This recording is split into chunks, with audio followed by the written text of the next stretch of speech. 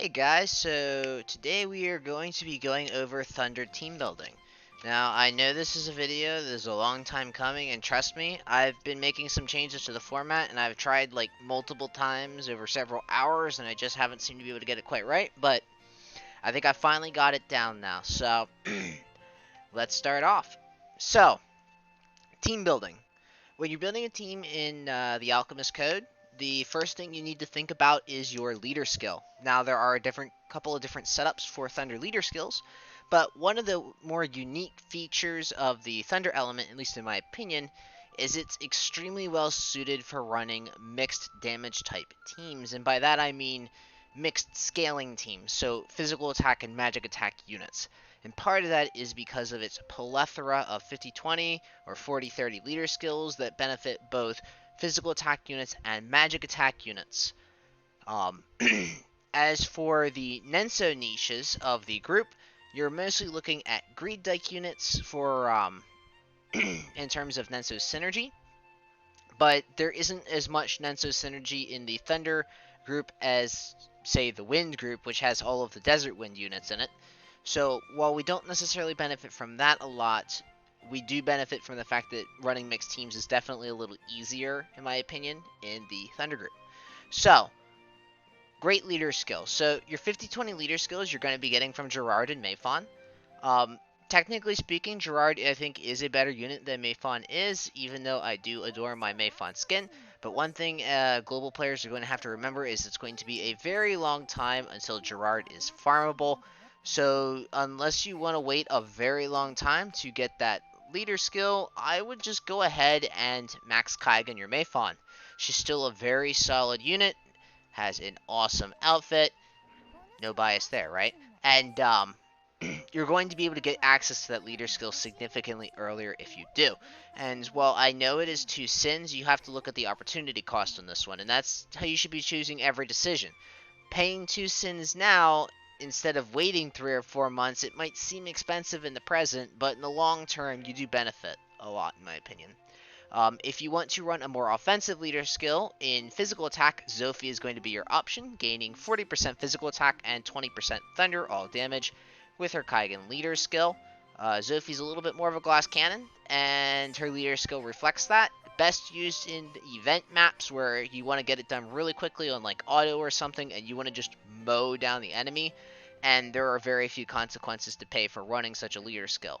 On the magic side of things, Lucia is going to have the same type of leader skill, except it's going to be magic attack oriented, with 40% magic attack and 20% thunder all damage in her Kaigan leader skill.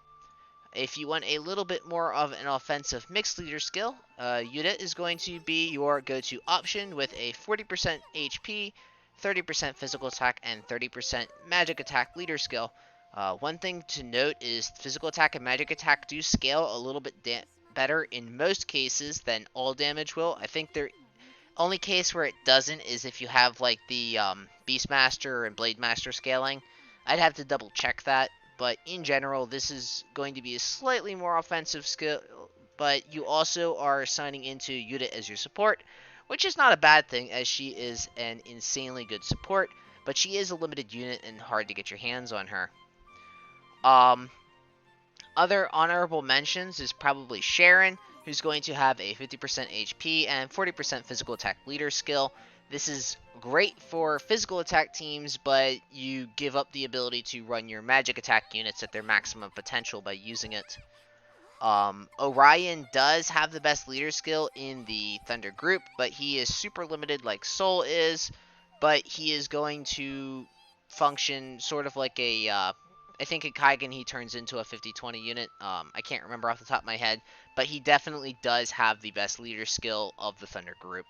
I think his leader skill is kind of like Nefertiti's in the Wind group.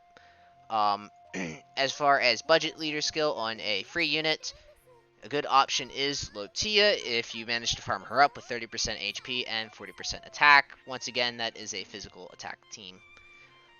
So with all these leader skills at your disposal, you're going to be running either a mixed team or a physical attack team with Thunder. It's very hard to run a pure magic attack team, and we have what? We have Lucia, Veer, maybe Lucretia, and Vanicus as our magic options. You guys obviously don't have Becca yet, and Becca is a forecaster, and she doesn't really want...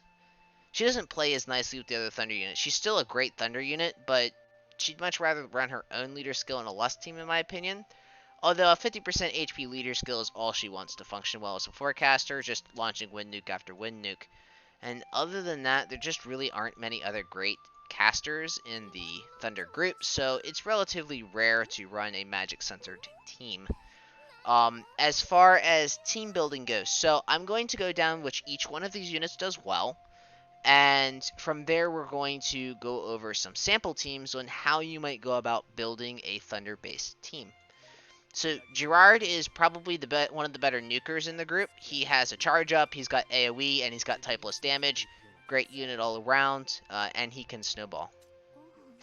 Sophie is a very offensive unit. She's very good at actually debuffing slash and strike damage to the point where she basically castrates bosses. Those eyes, they're coming for you, I swear. She does have a TP sure hit drain, so despite being a little bit glassier, she can heal herself back up, but she can't take too much damage, unfortunately. On the other hand, we have Tiona, who can take almost all the damage in the world. If you run her with the dragon armor, which is going to have a charge up, which boosts her physical defense and pierce damage, this will doubly benefit her because one of her attacks scales off of physical defense, so you get the physical defense boost, and it is a pierce attack, so you get the pierce boost, allowing her to do great damage. Otherwise, her damage is a little lackluster, but her tankiness sort of makes up for it, and she recently got a snowball from her Nento VCR that I haven't obtained yet personally, but this definitely will put her up a little bit. So...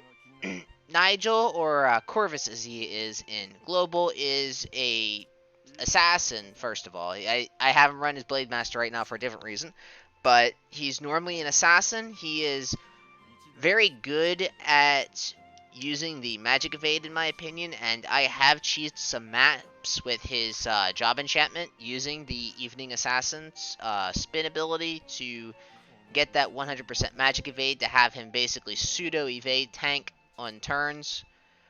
Unfortunately, because of his scaling, he isn't going to be your best option, but he does have a relatively good leader skill at 50% HP, 30% physical attack, and 20% magic evade, and it is possible to build a magic evade team around him with relatively high magic evade. Unfortunately, that is super niche and not super viable.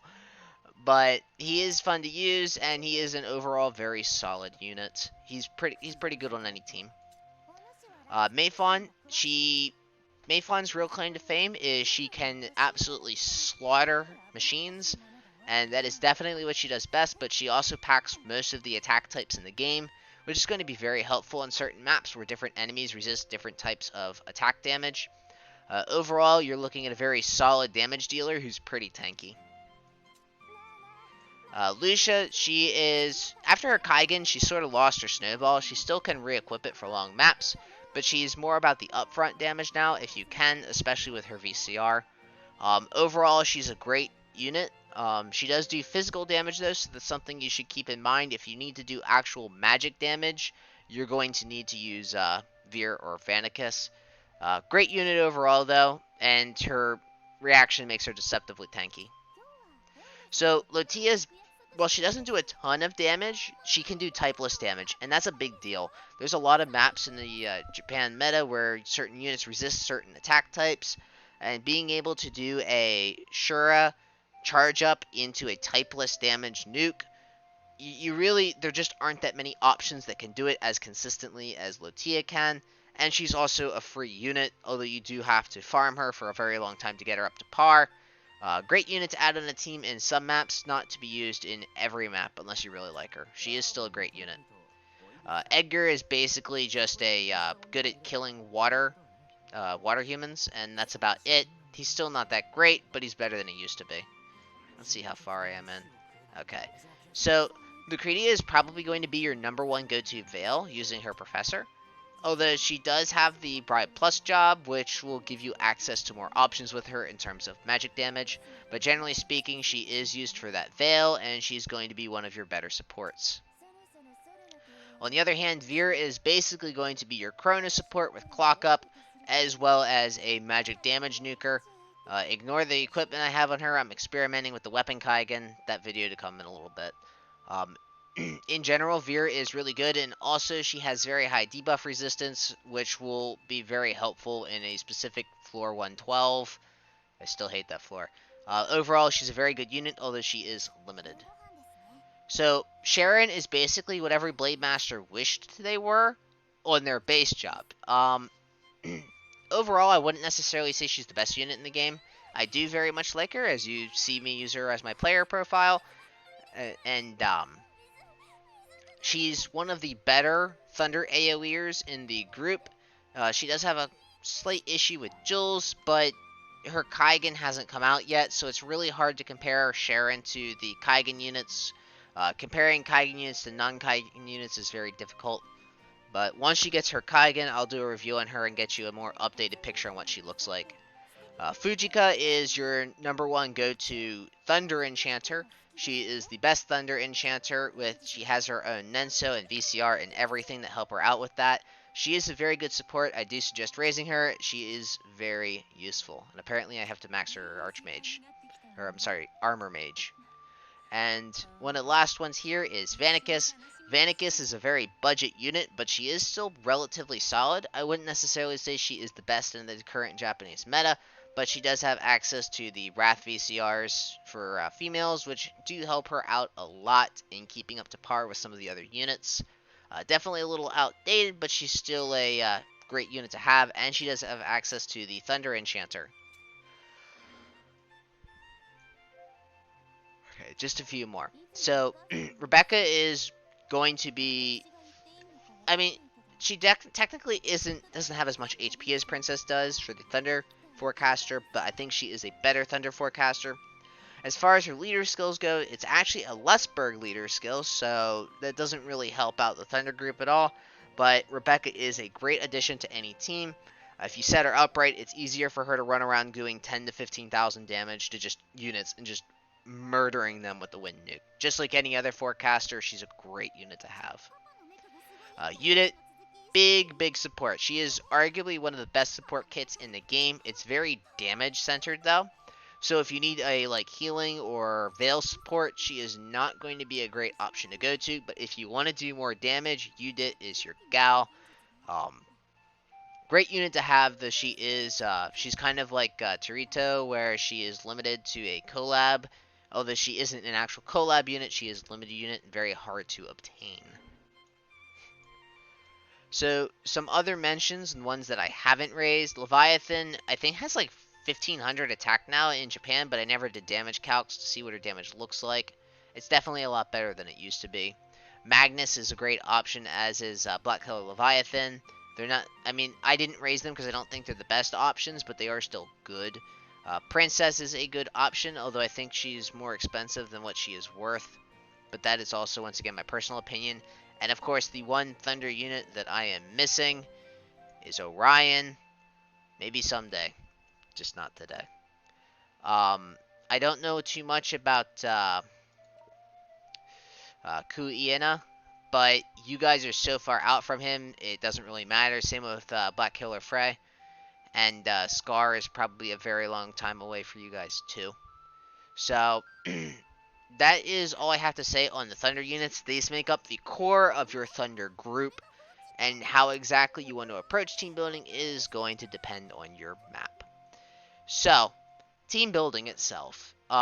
Building a team is very map dependent. And you should treat every map differently. Because your general team isn't going to be enough under all circumstances. Like, if we go to my Thunder general team, this is what it looks like, and I use some combination of these units normally, unless I have to sub out for another one. This is my core. Obviously, there are not really any supports in here. If I need a support, I'll bring them in, but I don't run them when I'm just running general content. So we'll go down here, and I do not think I need this team. I don't even remember what I used this team for. But, so, I'm going to set up with Mayfawn's leader skill, and I'm going to demonstrate a couple teams. So, what if you need a map with magic damage, right? So, magic damage, so maybe Veer, maybe Vanicus. These are the two major magic dealer units that I have. If I absolutely need magic damage, this is what I would use, right? The reason I'd run Mayfawn is for the 50-20, and maybe add in, do I have any other units in here that are capable of doing magic damage? Not really. So, if it's a magic type instead of actual magic damage, and it's a magic modifier type that you need to be using, you can use, let's say, Gerard, because Gerard is capable of using typeless damage, which means that even if they have a high magic damage mod resistance, then Gerard can actually hit through that with his typeless damage. Let's say I don't want to use Vanicus, I could use Lotia for the same purpose I used Gerard. I can hit through that defense by using typeless damage. If they have very high physical defense, however, then you kind of have forced to use Vanicus and Veer. But otherwise, you can use these typeless damage sources in order to bypass that requirement. A good example of this is probably going to be the Ott and Veer EX, where they resist certain damage types. You can just blow through it with typeless damage. That's one of the reasons why spies work so well there with their kit. The subs in their kit, at least. Right? So, what if I need a really stally, tanky setup? Well, I'd probably go with Tiona and Gerard. And Gerard's going to be a mainstay on a lot of these teams because he's so freaking good. And if I'm dealing with status, I definitely run Lucretia. And if I need to do more damage with a tanky setup, maybe Udit. If I'm doing more tanky, obviously you're going to want some kind of heal. So maybe I run Fujika, because Fujika gets extra heals from her, I forget if it's her Nenso or VCR, and then I can run Saint Meteor on top of that to get them more heals if I absolutely need them.